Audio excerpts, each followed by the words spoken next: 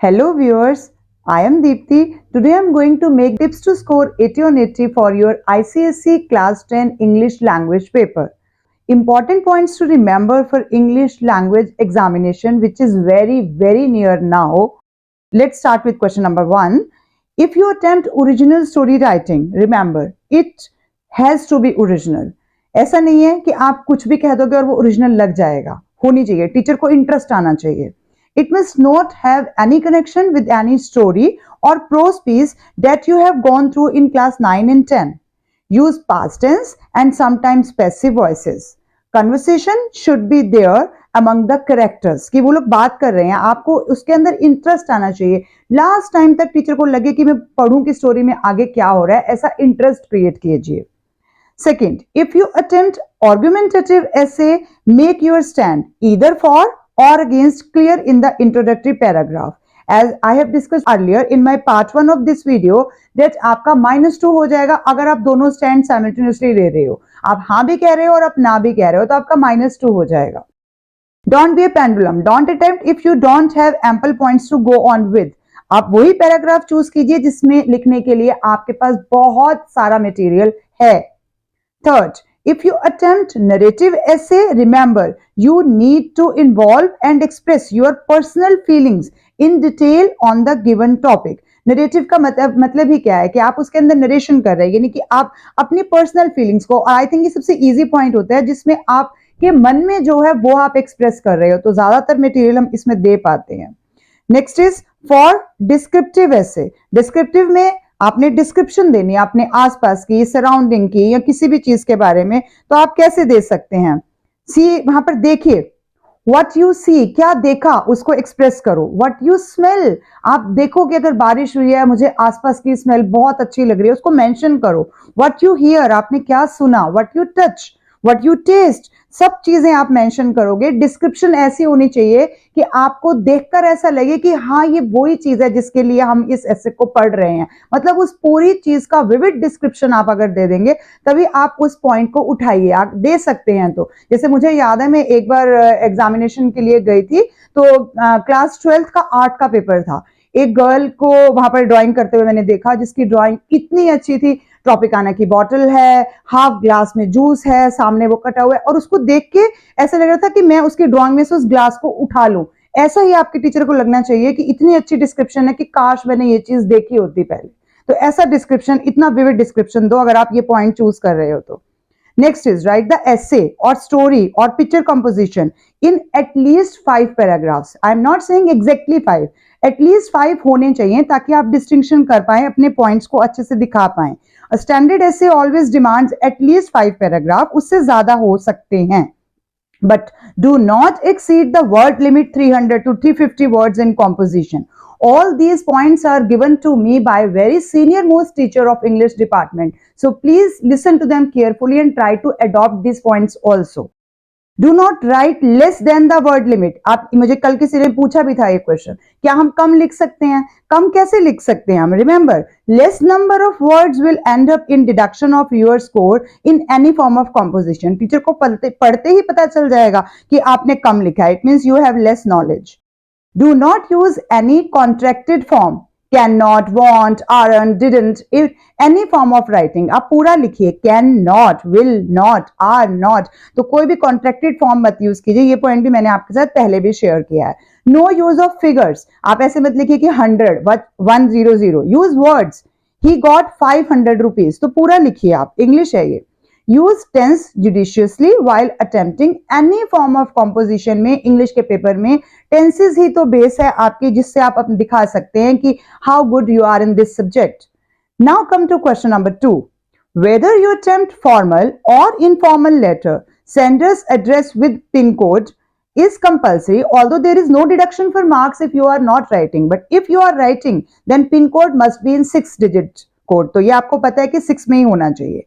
Address has to be written in not more than 3 lines. और 3 lines में जरूर होना चाहिए. आप कई बार 2 lines का एड्रेस होता है तो उसको 3rd लाइन तक ले जाओ. आप स्टेट का नाम या सिटी का नाम सेपरेट लाइन में ले लो. 3 lines में एड्रेस होना चाहिए.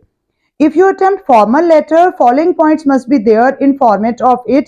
आप पिछली वीडियो में मेरा जाके फॉर्मेट चेक कर सकते हो, रिटन फॉर्मेट आपको ज्यादा नॉलेज दे पाएगा, मैंने बोर्ड पे पूरा लिखा है, but still I am repeating for those who have not watched that video.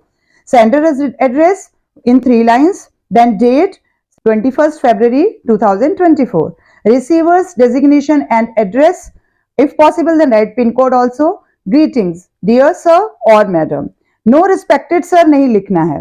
Body of the letter, body के अंदर भी एटलीस्ट 3 पैराग्राफ. सिर्फ अभी आप कहेंगे कि 3 ही होने चाहिए, जरूरी नहीं है 3 ही होने चाहिए, बट एटलीस्ट 3 होने चाहिए. मैंने डिटेल में आपको बताया है कि उसके अंदर क्या क्या होना चाहिए. पहले में इंट्रोडक्शन होनी चाहिए, सेकंड में रेमेडीज होनी चाहिए कि आप अपनी क्या सजेशंस दे सकते हैं, और थर्ड में आपका थैंकिंग, आप उसके लिए जिस पर्सन को आप लिख रहे हैं. तो नॉर्मली आपके ये 3 पैराग्राफ्स इसके अंदर हम लेते हैं, बट आप सजेशन वाले पैराग्राफ को आप 2 में भी ले सकते हैं. तो एटलीस्ट 3 होने चाहिए. लास्ट में सब्सक्रिप्शन है जिसमें आप यूअर्स फेथफुली लिखेंगे, और यूअर्स में कॉमा नहीं, ऊपर अपॉस्ट्रोफी एस नहीं होगा, only YOURS, yours faithfully. Full name with surname of the sender, क्योंकि हम फॉर्मल लेटर लिख रहे हैं तो यहां हमें सरनेम लिखना है. Read question properly, think of the problem, give minimum 2 points for problem, 2 for suggestion. 2 जरूर होने चाहिए क्योंकि इन्हीं के मार्क्स भी हैं. Like complaining about untimely garbage disposal, तो आप उसके लिए लिखिए प्रॉब्लम फेस्ड क्या आ रही हैं, जैसे difficult to commute, breeding ground for dengue, malaria etcetera, air and water pollution etcetera. तो सजेशन भी दीजिए. टाइमली गार्बेज डिस्पोजल होना चाहिए, increase in number of vats and bins है, awareness campaigns to be organized to educate people to separate biodegradable waste from non-biodegradable waste. So these are at least 2 suggestions which you should give in your letter. Now coming to informal letter, sender's address, if possible then write pin code in 6 digit. If you don't know then leave this, no marks will be deducted for this. Then date 21st February 2024, comma आएगा, month के बाद comma आएगा. Greetings, for example अगर आप लिख रहे हैं तो डियर आंट या आप डियर अंकल या उनका नाम लिखिए. ऐसे नहीं कि दीदी भैया या दादी या ऐसा सब नहीं लिखना है. कोई वर्निकुलर लैंग्वेज नहीं होनी चाहिए, आप उसमें नॉर्मल डिसेंट वर्ड्स का यूज कीजिए. Body of letter at least 2 paragraphs, फिर लास्ट में आपकी सब्सक्रिप्शन आएगी. सब्सक्रिप्शन में आप यूअर्स लविंगली लिख सकते हैं, यूअर्स लविंग फ्रेंड लिख सकते हैं, सन डॉटर, लविंग के बाद आप कोई भी अपना ले सकते हैं. एंड सेंडर्स नेम में ओनली नेम लिखना है, सरनेम नहीं लिखना. और नाम भी अगर आप ओरिजिनल नहीं भी लिखना चाहते हो, अगर आप सुनीता हो, आपको सुनीता नहीं लिखना, आप सुनील लिख दो, लेकिन ये नहीं कि कोई और ही ऐसे उल्टे सीधे नाम लिखे हुए हैं, तो वो आपके फिर टीचर के ऊपर नेगेटिव इंप्रेशन डालेगा. यूअर्स लविंगली के बाद आप कॉमा लगाइए और फिर उसके बाद अपना नाम दीजिए. इसमें आपको सरनेम की जरूरत नहीं है. Now move to question number 3. In notice writing, don't draw box and waste your time. Box की जरूरत नहीं है. Format of notice should be, पहला आपको पता है क्रिएटिव राइटिंग होगा जिसमें मैक्सिमम 3 वर्ड होने चाहिए, 3 अलग अलग वर्ड्स होने चाहिए. कैची हेडिंग है जिसके लिए मैंने आपके साथ बहुत सारे हेडिंग्स डिस्कस भी किए हैं अपने वीडियो में, प्रीवियस वाला. Name of the event with dedication के साथ आप अपना पूरा वो इवेंट का नाम दीजिए अच्छे से सेकंड लाइन में. फिर उसके बाद डेट आ जाएगी और वो फ्यूचर डेट होनी चाहिए. एटलीस्ट आपका 14 डेज से ऊपर का, 10 to 20 डेज का मिनिमम चलती है from the date of writing the notice. उसके बाद का इवेंट होना चाहिए. अगर आपको इवेंट की डेट गिवन है तो आप उससे पीछे 15 दिन चले जाइए. एग्जैक्टली नहीं होता कि 14 मींस 14 है, बट नियर अबाउट 14-15, आप 10 से 20 के बीच में डेज रख सकते हैं. उसके बाद टाइम आ जाएगा, डेट, टाइम, वेन्यू, ये 3 चीजें होती हैं. आपको लिखना नहीं है कि डेट है, टाइम है, वेन्यू है, बट उनकी जगह पे आपको डेट लिखनी है, टाइम लिखना है, और टाइम के लिए एट या फिर फ्रॉम से लेकर टू से लेकर 2 मीन्स कब से कब तक हो रहा है event.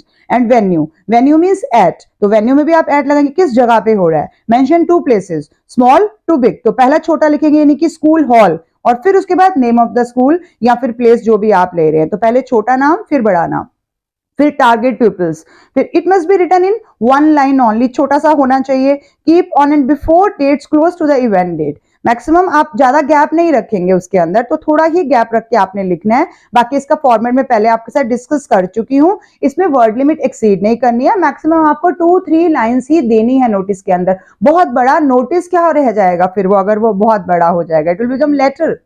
Next is for email writing, the format is receiver's email, subject, greetings, dear sir, madam, body of the email आ गया. इसमें आप 3 पैराग्राफ्स लिख सकते हैं. ओपनिंग सेंटेंस, उसके बाद क्या क्या चीजें काउंट करनी है आपने, what, where, when, invite and closing sentence, that's all. लेकिन सारी इंफॉर्मेशन तो होनी चाहिए। जिसको आप ईमेल लिख रहे हो उसको पता तो होना चाहिए आप उसको कहाँ इनवाइट कर रहे हो, जो कि नॉर्मली आपका किया जाता है। तो व्हाट मींस किस चीज के लिए, वेयर मींस कहाँ, व्हेन मींस कब, इनवाइट कर रहे हैं, and closing sentence. Now in subscription use में आप क्या करेंगे, इसमें thanking you, yours faithfully, comma लगाना है, your full name with surname, और इसमें आप अपनी डेजिग्नेशन भी लिख सकते हैं। Everything should be left aligned, left side में आपका सीक्वेंस सेम रहना चाहिए। Now coming to grammar portion in MCQ, please go through the entire sentence and all the 4 options carefully, even if you get the right answer initially। मुझे पता है A option मुझे correct मिल गया है, लेकिन फिर भी मैं बाकी तीनों ऑप्शंस को भी जरूर पढ़ूंगा, क्योंकि मुझे देखना है कि बेस्ट ऑप्शन कौन सी है। Eliminate the other 3 answers first to have confirmation for your answer। तो आप पहले उनमें से क्रॉस करते जाइए कि ये नहीं हो सकता, इसमें ये गलती मिल गई, ये सेंटेंस नहीं हो सकता, इसमें वॉज लगा है, प्रेजेंट टेंस में है, पास्ट बन गया, ये नहीं हो सकता। तो आप ये चेक करते जाइए कि कौन कौन सा एलिमिनेट हो रहा है।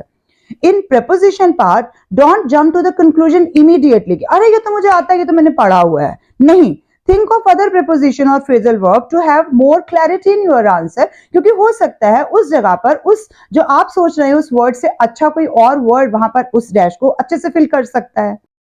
In case of using the correct form of verbs, go through the entire passage। मैंने अभी आपके साथ दूसरी वीडियो में भी डिस्कस किया है कि आपको पूरा पैराग्राफ एक बार रीड करना है फंक्शनल ग्रामर वाले टॉपिक में, at least twice, and try to find out any clue given on the form of the tense.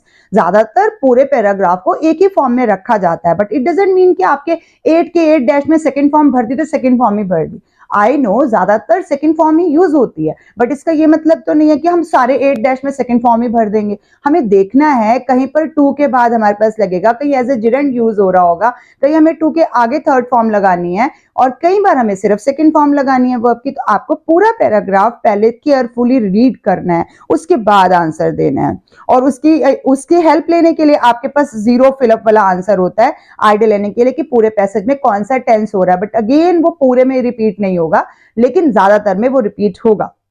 In comprehension, write summary, it is the last question of the comprehension in grid format। अब यहां पर rough grid बनाना आपका time save करता है। आपको सिर्फ 4 lines लेनी है, लाइंस तो हॉरिजॉन्टल लाइंस ऑलरेडी ड्रॉ है, 4 लाइंस लेने से अगर रफ ग्रिड बन रहा है, आपको नंबर कैलकुलेट नहीं करने पड़ रहे हैं, तो it will save your time rather than wasting it. तो आप रफ स्केच अपने लिए बनाइए, उस पर मेंशन भी कीजिए कि दिस इज रफ है, फिर उसके बाद आप फाइनल ग्रिड बनाइए। हाँ, अगर आपके पास बिल्कुल टाइम नहीं बचा तो आप सीधे फाइनल ग्रिड बना सकते हैं, बट उसमें आपका टाइम ज्यादा वेस्ट होगा, ये मैं अपने एक्सपीरियंस से कह रही हूँ।